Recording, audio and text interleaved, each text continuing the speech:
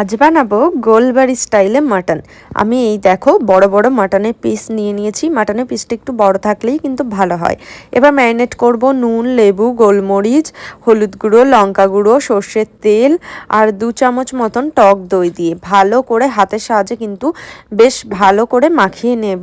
আর এটা আমি সারা রাত রেখে দিয়েছিলাম ফ্রিজে ম্যারিনেশনের জন্য। রান্না করার 1 ঘন্টা আগে কিন্তু ফ্রিজ থেকে অবশ্যই মাংসটা বের করে রাখতে হবে।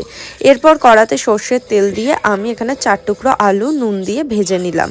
ওই সেম কড়াই আমি 2 চামচ মতন ঘি দিলাম এবং 5 ফোড়নে তেজপাতা, জিরে, এলাচ, লবঙ্গ, দারচিনি দিয়েছি। তারপর ভালো করে মিশিয়ে নিয়ে আমি এখানে পেঁয়াজ কুচিটা দিয়ে দেবো। পেঁয়াজ কুচিটা একটু ভাজা ভাজা হয়ে গেলে এখানে টমেটো দেব, নুন দেব আর সঙ্গে দেব হলুদ গুঁড়ো, লঙ্কা গুঁড়ো, আদা রসুন লঙ্কার পেস্ট সমস্ত ভালো করে মিশিয়ে নিয়েছি।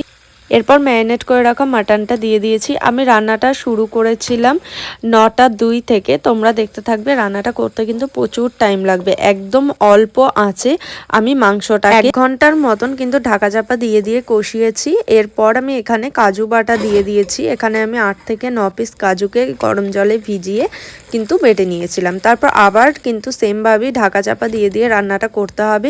মনে রাখতে হবে যেন তলায় লেগে না যায়। এরপর যখন মাংসটা 60% মতন কুক হয়ে যাবে তখন কিন্তু ভেজে রাখা আলুটাও অ্যাড করে দেব। তারপর আবার ঢাকা চাপা দিয়ে দিয়ে কিন্তু রান্না করব।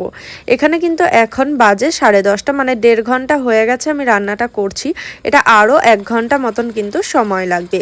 এরপর অল্প একটু চিনি আর গরম জল এখানে কিন্তু দিয়ে দিচ্ছি। খুব বেশি জল দেব না, আর জলটা কিন্তু অবশ্যই প্রচণ্ড গরম হতে হবে।